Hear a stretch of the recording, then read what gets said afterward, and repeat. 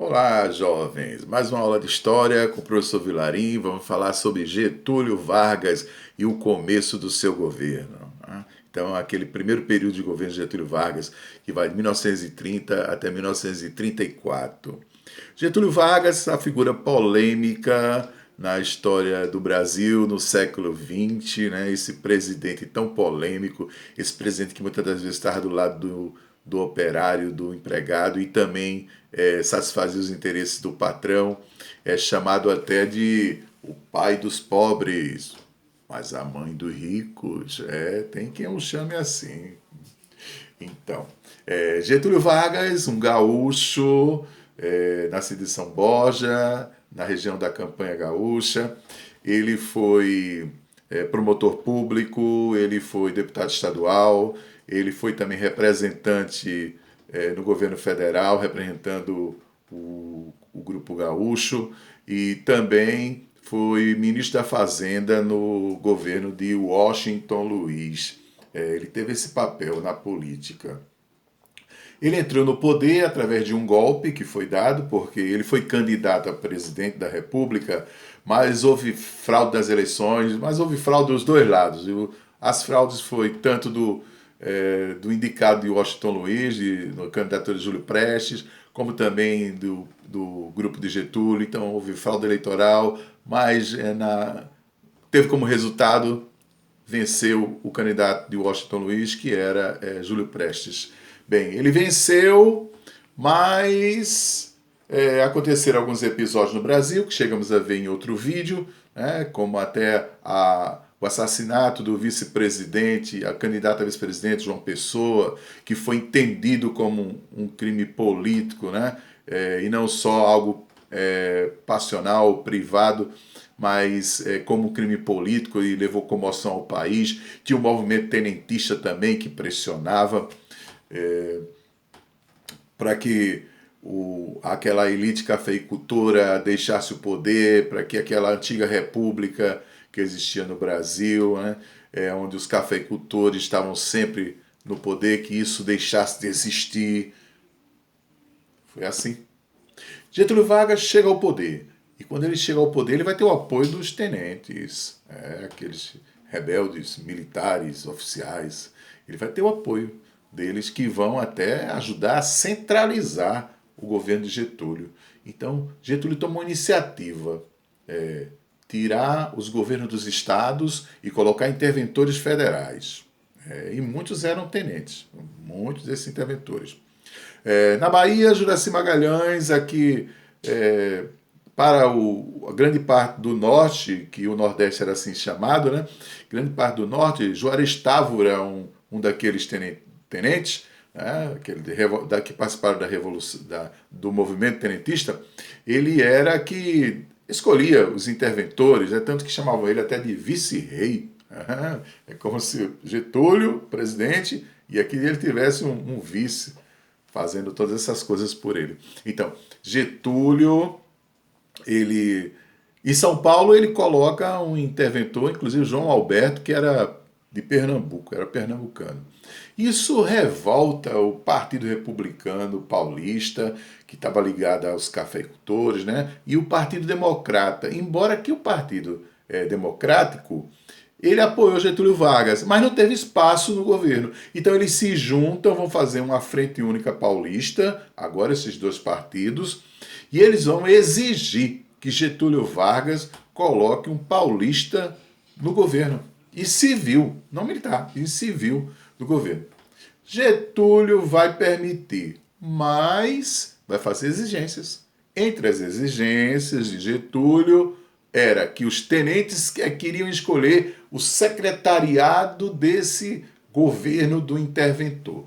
Bem, isso começa a contrariar. E jovens, vocês sabem, jovens são revolucionários, né? Então, jovens paulistas da classe média, eles estudantes da universidade, eles vão protestar. E num desses protestos que aconteceu em São Paulo, foram mortos 4 deles, que é pela polícia de Getúlio Vargas, né? que é o Martins, o Miragaia, o Drauzio e o Camargo, conhecido como MMDC. MMDC. E vai acontecer aí no dia 9 de julho, que em São Paulo é comemorado, né, o feriado de São Paulo, vai começar a Revolução Constitucionalista. E no Brasil era chamada de Revolução Paulista. Né?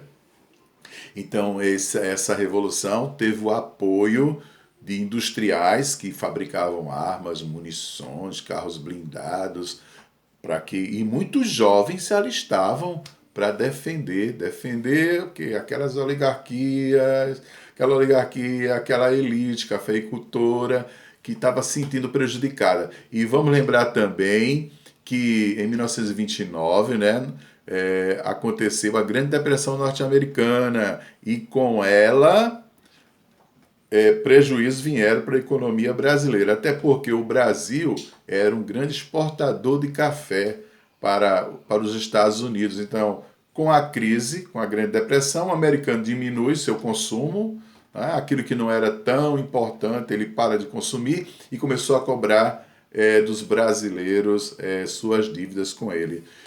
Bem, isso vai gerar uma crise financeira no país, desemprego, vai gerar também a queda da moeda, então isso vai levar a problemas econômicos no país. Pois bem, então a Revolução Constitucionalista vai acontecer, muitos jovens vão perder suas vidas aí, cerca de 600 jovens paulistas, nesse conflito com o governo federal, mas foi vitorioso o governo federal. E quando ele, mesmo depois de ter sido sua vitória, mas ele vai elaborar a Constituição que eles pediam. Aí vai começar a elaborar a Constituição que vai sair 2 anos depois, essa Constituição. Inclusive, eles vão incluir o voto secreto, para acabar com aquelas fraudes eleitorais. Né? O voto secreto vai ser incluído aí. Bem, Getúlio no poder, Getúlio toma essas iniciativas, fecha assembleias assembleias legislativas, câmaras municipais, retira os governos, como já foi falado, e vai acontecer também, durante esse período de governo dele, o movimento integralista. Ele apoiou o movimento integralista. Mais na frente, vocês irão ver em outro vídeo, em outro período de governo de Getúlio, ele perseguindo esse movimento. A Ação Integralista Brasileira. Plínio Salgado, seu líder, ele procurava um homem íntegro para governar o Brasil, um homem com religião, um homem católico, porque o lema era Deus, pátria e família. Então, eles vestiam-se de verde, mas não eram militares não, viu? Vestiam-se de verde, usava aqui no braço esquerdo, eles usavam aqui um símbolo, uma faixa com um símbolo, que é a sigma, é uma letra grega, a 18ª letra do alfabeto grego. Ela significa somatório em matemática, né? Sigma, eles usavam e saíam nas ruas, levantavam o braço direito de forma vertical e diziam: Anauê, Anauê, você é meu parente. Anauê da língua tupi. Eles queriam falar de um Estado nacional, onde toda a população estivesse voltada para os interesses da nação. Né? Então somos todos parentes. Olha a ideia fascista. Né? E esse governo, e esse integralismo foi um movimento fascista que existiu no Brasil. Bem, Getúlio Vargas teve o apoio da Igreja Católica. Sim, lembrando que em 12 de outubro de 1931 foi inaugurado a estátua do Cristo Redentor no Rio de Janeiro. Ele levou todo o ministério lá para cima, todo o ministério, e o cardeal Leme proclamou Jesus Cristo como Deus e Senhor desta nação para sempre. para sempre. E Getúlio Vargas, ele incluiu a disciplina de religião no ensino público. Bem, então houve uma aliança de igreja e Estado em seu governo.